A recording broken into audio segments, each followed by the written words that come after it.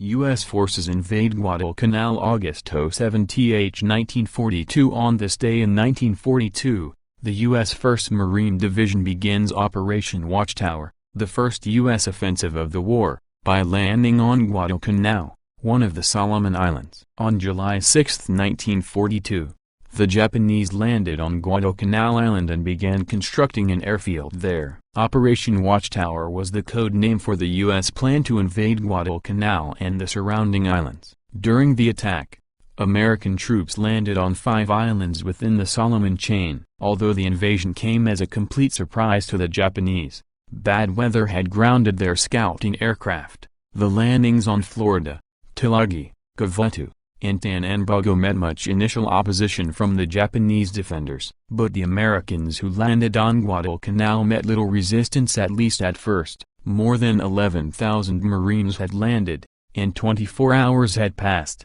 before the Japanese manning the garrison there knew of the attack. The U.S. forces quickly took their main objective, the airfield, and the outnumbered Japanese troops retreated, but not for long. Reinforcements were brought in, and fierce hand-to-hand jungle fighting ensued. "Oh, have never heard or read of this kind of fighting," wrote one American major general on the scene.